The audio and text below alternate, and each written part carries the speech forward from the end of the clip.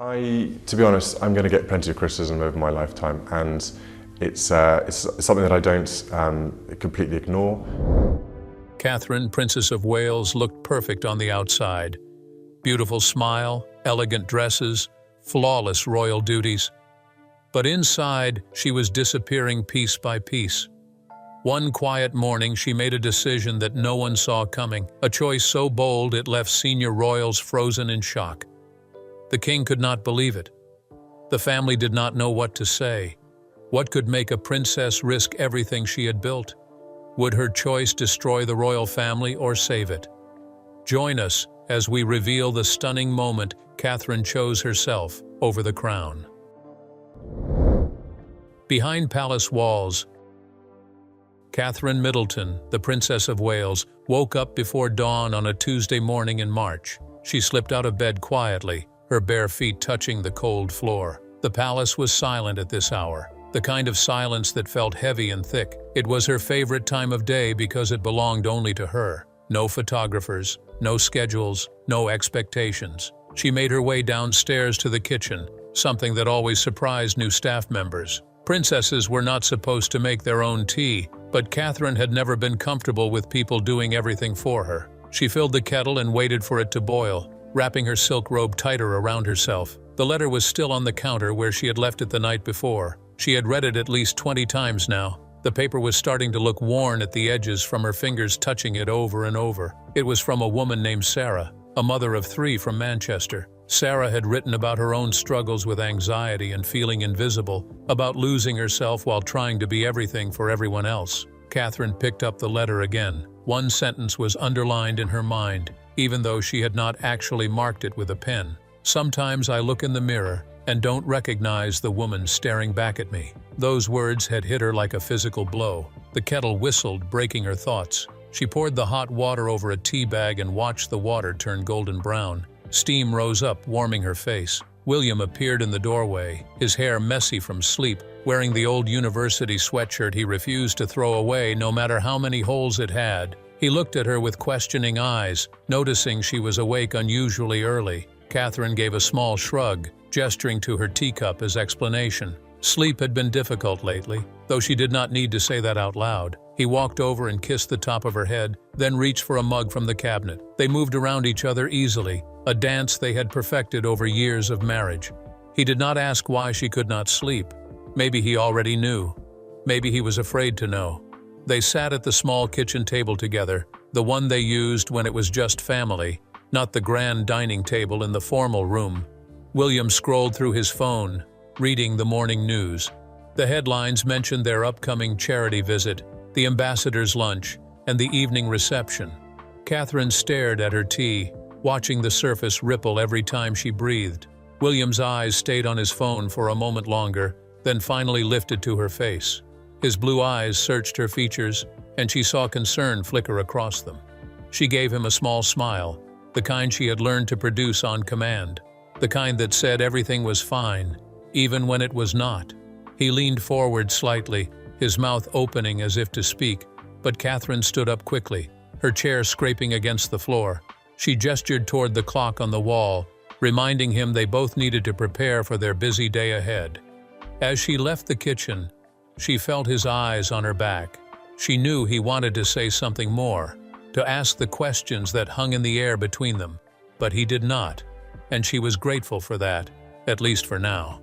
Back upstairs in her dressing room, Catherine stood before the mirror. She looked at the woman reflected there, the one the world called Princess Catherine, the future queen. Perfect hair, perfect makeup, perfect smile. But inside, a quiet storm was building, and very soon, it would be impossible to contain. The real question was not whether she would act on the decision growing in her heart. The question was whether the monarchy could survive what she was about to do. Whispers in the corridors. The morning sun had fully risen by the time Catherine finished getting dressed. Her lady-in-waiting, Margaret, arrived at 8 o'clock sharp, carrying a leather folder filled with the day's schedule and correspondence. Margaret had worked for the royal family for 15 years and prided herself on reading people well. She noticed immediately that something was different about the princess today. Catherine's smile was in place, perfect as always, but her eyes looked distant. Margaret had seen this look before, had seen this look weeks ago when it first started. The princess had been distracted during fittings, quiet during car rides, and unusually withdrawn during events that normally energized her. Most people would not notice these tiny changes, but Margaret was not most people. The folder exchanged hands with a polite nod. Catherine flipped through the pages without really seeing them. Margaret watched as the princess's fingers paused on a particular appointment, then moved past it without comment. 3 meetings had been quietly cancelled over the past week. Not big events that the public would notice, but smaller obligations that could be shifted or postponed. Margaret had made the calls herself, offering polite excuses about scheduling conflicts. Down in the staff quarters, the household was already buzzing with quiet observations. Mrs. Davies, who had been arranging flowers at Kensington Palace for 12 years, mentioned to the head housekeeper that the princess had started taking longer walks in the garden. Sometimes she would disappear for an hour, just wandering among the roses and hedges, her security team following at a respectful distance. The kitchen staff had noticed she was eating less at breakfast. Her favorite pastries sat untouched on her plate more often than not. The chef worried but said nothing. You did not question a princess about her appetite. Catherine's personal secretary, James, had his own concerns. He sat at his desk reviewing correspondence and noticed a pattern. The princess had been personally responding to certain letters lately, ones from ordinary people sharing their struggles. She usually read a selection of public letters, but now she was requesting more. Dozens more. Letters from mothers feeling overwhelmed. Letters from women talking about losing themselves in their roles. Letters from people who felt trapped by expectations. James stared at the stack of letters on his desk, each one carefully read, and some with handwritten notes in the margins. The princess's elegant handwriting filled the spaces, underlining phrases, adding question marks, circling words that seemed to resonate with her. This was not normal. This was something else entirely. Outside the palace walls, Catherine's protection officer, Detective Mills, stood by the car waiting for the morning's departure. He had been assigned to the princess for 3 years now and had learned her patterns. She was usually punctual, organized, ready exactly when the schedule demanded. But lately, she had been running a few minutes late. Not enough to cause problems, but enough for him to notice. More concerning were the moments when she would pause before getting into the car, looking back at the palace as if she was leaving something important behind, or the way she stared out the window during drives, not seeing the crowds waving at her, not practicing her smile, just lost somewhere in her own thoughts. Margaret returned to Catherine's private sitting room an hour later with tea and biscuits. The princess stood by the window again, the same position she seemed to favor lately. Her arms were crossed, her posture tense despite the beautiful spring sunshine pouring through the glass. On the antique desk behind her, Margaret noticed a leather journal that had not been there before. It lay open, pages filled with handwriting. Margaret knew better than to read it, but she could see enough to know that the princess had been writing extensively. The ink was fresh on some pages, as if she had been up late the night before, pouring thoughts onto paper. Catherine turned from the window and accepted the tea with a gracious thank you. Her hands wrapped around the delicate china cup, seeking warmth even though the room was perfectly heated. Margaret mentioned the afternoon schedule, the people waiting to meet her, the causes that needed her attention. The princess nodded at all the right moments, made appropriate comments, and gave the impression of full engagement. But Margaret was not fooled. She had watched this woman grow from a nervous bride into a confident royal over the years. She knew when something was truly wrong. As Margaret left the room, she glanced back one more time. Catherine had returned to the window, the tea forgotten on a side table. Her reflection in the glass looked small and alone, despite being surrounded by luxury and privilege. Something was coming. Margaret could feel it in her bones. the way you feel a storm approaching even when the sky is still blue. And whatever it was, it would change everything. The private audience.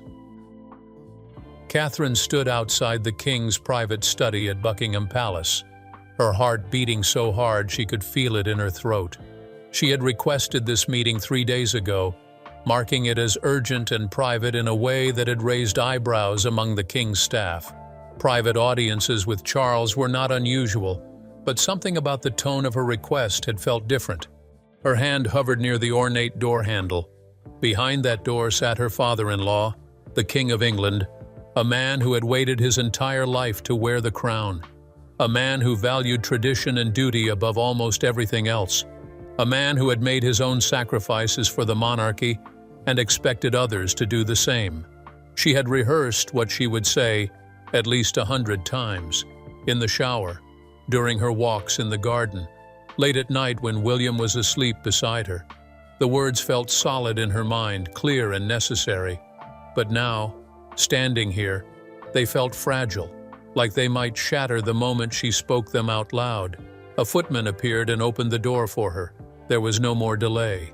King Charles stood as she entered, his face warm with grandfatherly affection. He gestured to the chairs positioned near the fireplace, away from the formal desk. A tea service had already been laid out, steam rising from the pot. This was meant to be comfortable, familial, but Catherine knew that comfort could disappear quickly depending on what she was about to say. They sat, and Charles poured tea with the careful attention he gave to everything. He asked about the children first, about George's studies and Charlotte's writing lessons, and little Louis's latest antics. Catherine answered automatically, her responses pleasant and detailed enough to sound natural. But her hands gripped her teacup too tightly, and she knew he noticed. The small talk eventually faded into silence. Charles set down his cup and looked at her with eyes that had seen decades of royal drama, family crisis, and personal struggle. He waited, patient but alert. He knew this meeting was not about the grandchildren. Catherine took a deep breath. This was the moment. Everything she had been building toward for weeks, maybe months, maybe longer.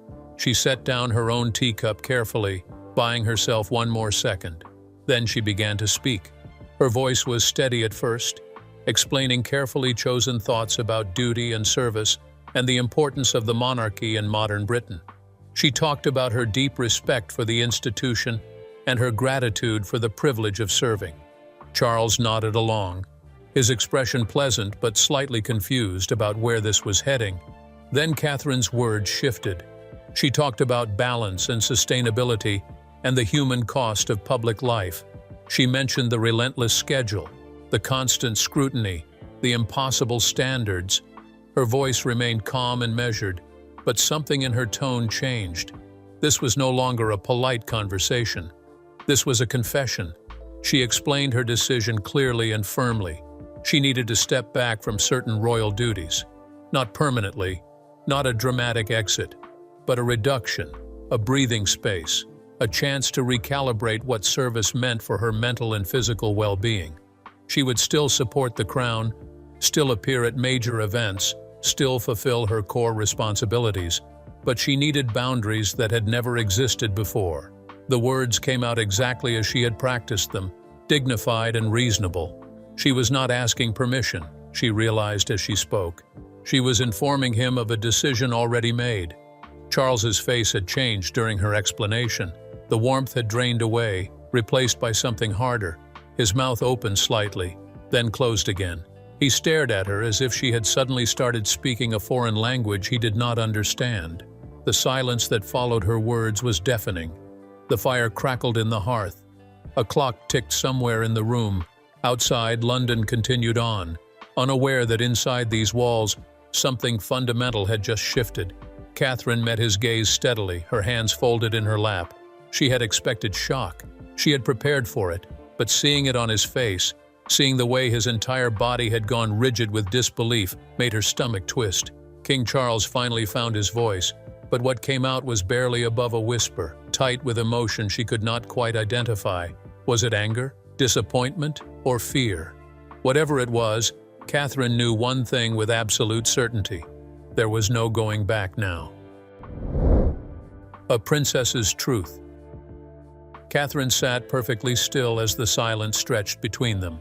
King Charles had not moved since she finished speaking. His eyes remained fixed on her face, searching for something. Perhaps he was looking for signs that this was a joke or a temporary emotional moment that would pass with the right words of encouragement. But Catherine's expression gave him no such comfort. Her mind drifted back to the beginning, to when this feeling first started. It had not come suddenly like a lightning strike. It had crept in slowly, like water seeping through cracks in a foundation. She remembered the exact moment she first felt it, though she had not recognized it then for what it was. It was 18 months ago, at a hospital opening in Leeds. She had smiled for 4 straight hours, shaking hands with hundreds of people, each one wanting a piece of her attention, her time, her energy. She had performed perfectly as always. Every photograph showed her looking engaged and happy. Every quote in the newspapers praised her warmth and dedication. But in the car ride home, something inside her had felt hollow. William had fallen asleep beside her, exhausted from his own day of engagements. Catherine had stared out the window at the darkness rushing past and felt completely empty. Not sad exactly, just absent, like she had left pieces of herself scattered across the hospital floors and would never get them back. After that, the feeling came more frequently. During state dinners, when she made charming conversation with diplomats whose names she would forget by morning. During photo shoots, where she posed with her family, creating images of perfect royal life that felt increasingly like a performance. During charity visits where she genuinely cared about the causes but felt drained by the constant need to be inspiring, uplifting, and tireless. She had tried to ignore it. She had reminded herself of her privileges, her platform, the good she could do. She had thought about all the people who would trade places with her in a heartbeat. She had told herself she was being ungrateful, selfish, weak, but the feeling only grew stronger. 6 months ago, she had started seeing a therapist, not the palace-approved counselor who reported back to senior staff, a private therapist in a discreet office in Notting Hill, someone recommended by a trusted friend outside royal circles. The sessions happened during blocks of time marked on her calendar as personal appointments. The therapist had asked her questions nobody had ever asked before, not about her duties or her public image or how she could serve better, questions about who Catherine was underneath all of that, what she wanted, what she needed, what she had sacrificed without even realizing she was sacrificing it. Those sessions had been painful. Catherine had cried more in that small office than she had in years. She had talked about the loss of privacy, the constant judgment, the feeling of being owned by the public. She had admitted fears she had never spoken aloud, not even to William. The fear that she was disappearing, the fear that her children would only remember a mother who was always rushing to the next obligation, the fear that she would wake up at 60 and realize she had lived someone else's life instead of her own. The therapist had not told her what to do, but she had helped Catherine understand something crucial. Wanting boundaries did not make her a bad person. Needing space did not mean she was abandoning her commitments. Taking care of herself was not selfish, it was necessary. So Catherine had made a decision, not impulsively, not angrily, but carefully, after months of thought and soul-searching and planning. She would reclaim pieces of her life. She would step back from some duties to be more present for others. She would show her daughter, especially, that even princesses were allowed to have limits. King Charles shifted in his chair, bringing Catherine back to the present moment. His face had moved through several expressions during her silence. Shock had given way to confusion, then to something that looked almost like hurt. She wanted to apologize, to soften this somehow, but she had learned in therapy that apologizing for your needs only taught people they could ignore those needs. So Catherine simply waited, her decision standing between them like an invisible wall, solid and unmovable. The family convenes. The call went out that same evening, an emergency family meeting at Windsor Castle scheduled for the following morning. The wording was careful and vague, but everyone who received it understood the unspoken message. Something serious had happened. Catherine spent the night in restless half-sleep, her mind playing through dozens of possible scenarios. William had sensed the tension when she returned from Buckingham Palace. He had asked if everything was all right, his eyes full of concern. She had simply nodded and said they would talk about it tomorrow. He had not pushed, but she felt the questions hanging in the air between them all evening. By 9 o'clock the next morning, the senior royals began arriving at Windsor. Their cars pulled through the gates one by one, each arrival noted by the small group of photographers who always lingered near the castle.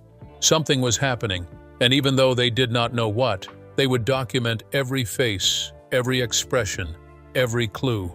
Princess Anne arrived first, her face unreadable behind dark sunglasses. She had received the summons while in Scotland and had taken an early morning flight. Behind her came Prince Edward and his wife Sophie, looking concerned and confused. They had been given no details, had been given only the instruction to come immediately.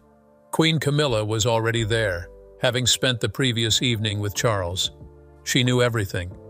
She had held her husband's hand while he processed the shock, watched him pace the study floor, listened to him rehearsing what he would say to the family. She had offered quiet advice when asked, but mostly remained silent. This was not her battle to fight. The family gathered in the green drawing room, a space normally reserved for formal occasions and important guests. The choice of room itself sent a message. This was official business, not a casual family chat. Portraits of ancestors lined the walls, their painted eyes seeming to judge everyone who entered. Catherine sat beside William on one of the antique sofas. Her hands were folded in her lap, her posture perfect despite the anxiety coursing through her body. She had dressed carefully that morning, choosing a conservative navy dress and simple jewelry. She wanted to look serious, composed, worthy of being taken seriously. King Charles stood near the fireplace, his face grave. He looked older than usual, the weight of the crown seeming heavier on his shoulders. He had barely slept, and it showed in the lines around his eyes and mouth. He began speaking, his voice formal and controlled. He explained that Catherine had come to him with concerns about her workload and mental well-being. He used careful language, trying to present the situation in a way that made sense, that fit within acceptable royal behavior. But even as he spoke, Catherine could hear the underlying message. This was a problem that needed to be solved, not a decision to be respected. Princess Anne removed her sunglasses and studied Catherine with sharp, intelligent eyes. She had always been the hardest-working royal, never complaining about the endless duties and responsibilities. A man who had waited his entire life to wear the crown. A man who valued tradition and duty above almost everything else. She had famously said that complaining was pointless, that service meant sacrifice. Catherine felt those eyes assessing her, judging her strength, her commitment, her worthiness. Prince Edward looked uncomfortable, shifting in his seat and glancing at Sophie. They had always been the quieter royals, content to support from the sidelines rather than seeking spotlight. But even they understood that what Catherine was proposing could set a precedent that changed everything. Queen Camilla sat perfectly still, her face neutral. She had her own complicated history with the royal family, her own journey from outsider to accepted member. She understood better than most what it cost to exist in this world. Charles finished his explanation and looked around the room. The silence that followed was thick with tension. Everyone seemed to be waiting for someone else to speak first, to break the careful quiet with whatever they were thinking. Finally, Princess Anne leaned forward. Her voice, when it came, was crisp and direct, cutting through the tension like a knife. But what she said surprised everyone in the room, including Catherine herself. The words that came from Anne's mouth were not the condemnation Catherine had expected. They were something else entirely, something that would divide the family down the middle and change the tone of everything that followed. Divided loyalties. Princess Anne's words hung in the air like smoke after a fire. She had not condemned Catherine. Instead, she had done something unexpected. She had shared her own story. Anne spoke about the years she had worked without complaint, the decades of duty that had cost her personally in ways the public never saw. She talked about her failed first marriage, partially destroyed by the relentless pressure and constant absence that royal life demanded. She mentioned the moments with her children she had missed, the school plays and sports matches sacrificed for ribbon cuttings and state dinners. Her voice remained steady and unemotional, but her message was clear. She understood the cost. And while she had made her own choice to pay that price without question, she recognized that perhaps times had changed. Perhaps the old way of doing things was not the only way. The room seemed to split down an invisible line after Anne finished speaking. Prince Edward cleared his throat, his discomfort obvious. He spoke carefully, acknowledging that royal life was demanding but suggesting that this was what they had all signed up for. The monarchy required sacrifice. The public expected dedication. If one person started stepping back, where would it end? Would they all just work whenever they felt like it? He did not say it meanly, but his concern was genuine. The institution needed consistency. Sophie, his wife, placed a hand on his arm but said nothing. Her expression was conflicted, caught between supporting her husband and understanding Catherine's position. She had joined the royal family as an outsider, just like Catherine. She knew what it felt like to have your entire identity consumed by the role. Queen Camilla finally spoke, her voice measured and thoughtful. She did not take a clear side. Instead, she pointed out that the monarchy had survived by adapting, by changing with the times while maintaining core values. She reminded them that Charles himself had modernized many aspects of royal life when he became king. Perhaps this was another necessary evolution. But her words, meant to be diplomatic, only seemed to highlight how divided everyone was. There was no clear consensus, no obvious path forward. King Charles listened to it all with growing frustration visible in the tightness around his jaw. He had hoped the family would present a united front, would help him convince Catherine to reconsider. Instead, they were debating the very foundation of what it meant to be royal. William had remained silent throughout the discussion, and Catherine could feel the tension radiating from his body beside her. His leg bounced slightly, a nervous habit he had when stressed. She knew he was torn between multiple loyalties, to his father, to the institution, to his wife, to his own sense of duty. The conversation continued around them, voices rising and falling. Prince Edward worried aloud about public perception, about headlines that would question the royal family's commitment. Anne countered that the public was changing too, that younger generations valued mental health and work-life balance in ways previous generations had not. Catherine sat through it all, feeling strangely detached from the debate happening about her life. They were discussing her as if she was a problem to be solved, a situation to be managed. But she was not a situation. She was a person who had made a decision about her own well-being. As the discussion grew more heated, two younger voices entered the conversation.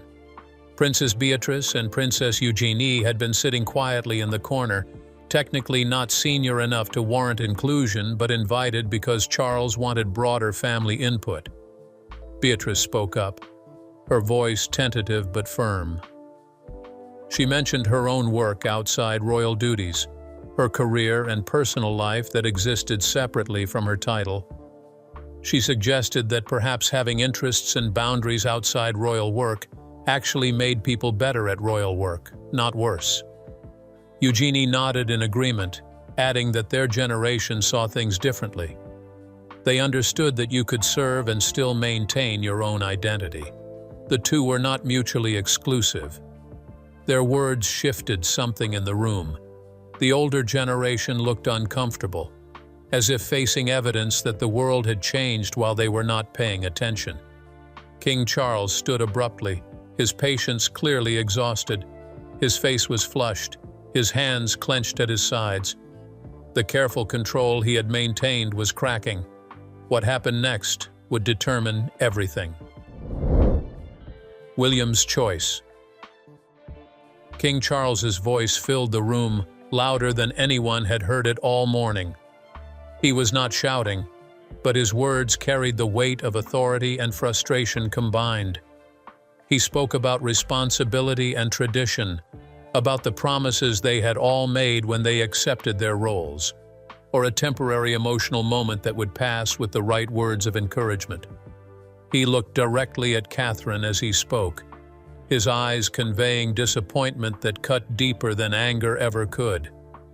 He reminded everyone that the monarchy was not a job you could simply scale back when it became inconvenient. It was a calling, a lifelong commitment. People depended on them. Charities needed their support. The nation expected their service. Personal comfort had to come second to duty. It always had. It always would.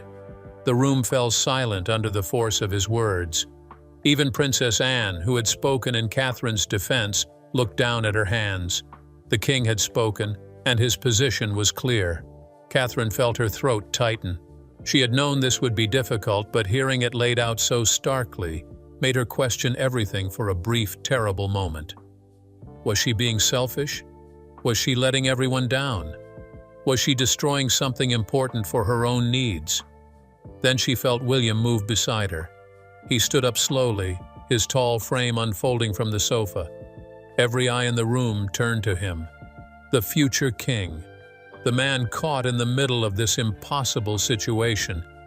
Catherine's heart pounded as she watched him. She had no idea what he was going to say. They had not discussed this, had not prepared together. She had protected him from the decision, knowing it would put him in exactly this position. William walked to the center of the room, positioning himself between his father and his wife. His face was pale but determined. His hands hung at his sides, steady despite the magnitude of the moment. He began speaking, his voice quiet at first but growing stronger. He talked about his mother, Diana, though he rarely spoke of her in family settings. He mentioned how the relentless pressure and lack of privacy had damaged her, how the institution had failed to protect her when she needed protection most. He said they had all vowed to learn from those mistakes, to do better, to be more understanding of the human cost of royal life. Charles's face went rigid at the mention of Diana. It was a painful subject, complicated and raw even after all these years. But William continued. He spoke about his own children, about wanting them to have a mother who was present and healthy, not broken down by impossible expectations. He talked about the changing world, about how the monarchy needed to evolve or risk becoming irrelevant to future generations. Then he said something that shifted the entire room's energy. He looked directly at his father and stated clearly that if Catherine stepped back from some duties, he would do the same. They would do this together, as a partnership.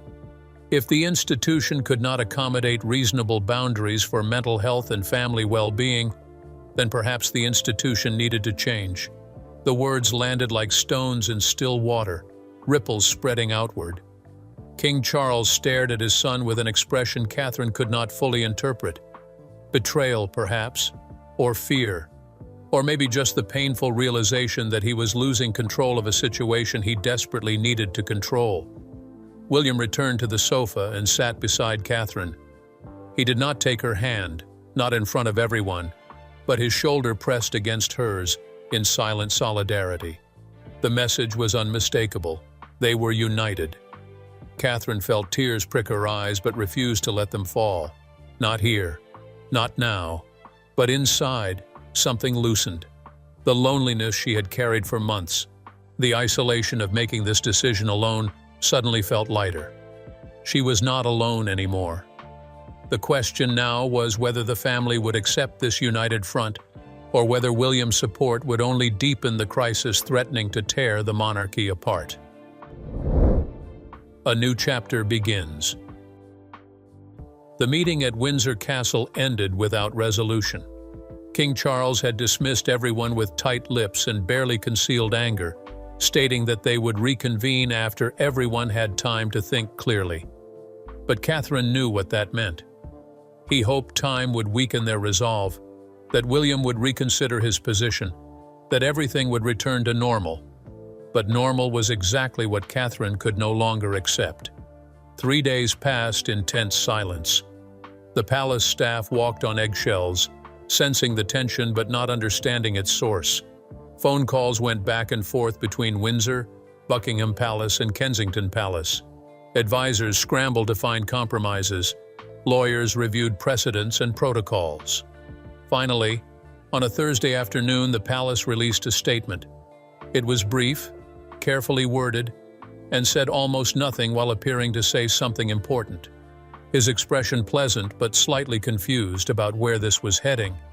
The Princess of Wales would be adjusting her schedule to focus on fewer, more impactful engagements while prioritizing her young family. The Prince of Wales fully supported this decision. They remained committed to serving the Crown and the nation. The statement did not mention mental health directly. It did not acknowledge any conflict or controversy. It presented the change as a natural evolution, a thoughtful recalibration, rather than a dramatic departure. But the public was not fooled. Within hours, the news exploded across social media and television. Commentators debated what it really meant. Some praised Catherine for prioritizing her well-being and setting a healthy example. Others criticized her for abandoning her duties and taking the easy way out. Think pieces appeared analyzing everything from feminism to mental health to the future of the monarchy. The hashtags trended for days. Supporters and critics argued endlessly online. Everyone had an opinion about a decision they did not fully understand, made by a woman they had never met. Catherine read none of it. She had learned long ago that trying to follow public opinion was like trying to hold water in your hands. It would slip through your fingers no matter how tightly you gripped. Her first public appearance after the announcement was at a children's hospital in London, an engagement that had been scheduled for weeks. The photographers gathered in unprecedented numbers, cameras ready to capture any sign of weakness, doubt, or regret. Catherine stepped out of the car wearing a simple pale blue dress, her hair pulled back, her makeup minimal. She looked exactly as she always did, composed, graceful, appropriate. But something in her eyes was different. There was a clarity there that had been missing before, a sense of purpose that came from making a hard choice and standing by it. She spent 2 hours at the hospital, visiting children recovering from surgeries and serious illnesses. She sat on the floor to play with a little girl who had been in a car accident. She laughed with a boy who showed her his collection of superhero figures. She held the hand of a mother whose baby was fighting for life in the intensive care unit. The cameras captured it all, but what they could not capture was the feeling in the room. Catherine was fully present in a way she had not been in months. She was not performing or pretending. She was simply there, giving her complete attention to people who needed it. When she left the hospital, a reporter shouted a question about the reduced schedule and whether she regretted her decision. Catherine paused, turned toward the cameras, and gave a small smile. She did not answer the question. She did not need to. Her face said everything. That evening, back at Kensington Palace, Catherine sat in the private family room with William and their children. George was doing homework at the table. Charlotte was drawing pictures of horses. Louis was building something complicated with blocks that kept falling over. William looked at her from across the room, and she looked back. No words were necessary. They had weathered the storm together, and while the future remained uncertain, they had made it through the hardest part. Catherine picked up a book and settled onto the sofa. Charlotte immediately abandoned her drawings and climbed up beside her mother, snuggling into her side. Louis toddled over and demanded to be lifted up too. George glanced over, trying to appear too old for such things, but eventually gravitating closer. This was what she had fought for. This moment, this presence, this ability to be a mother first and a princess second. Outside the palace walls, the world continued to debate and judge and speculate. Inside, Catherine read to her children, their small bodies warm against hers, their breathing eventually slowing as they grew sleepy. She had made her choice. The monarchy would survive, or it would adapt, or it would struggle. But for the first time in years, Catherine felt like herself again, and that was worth whatever came next. If you enjoyed this video, like and subscribe, and also click the next video shown on your screen.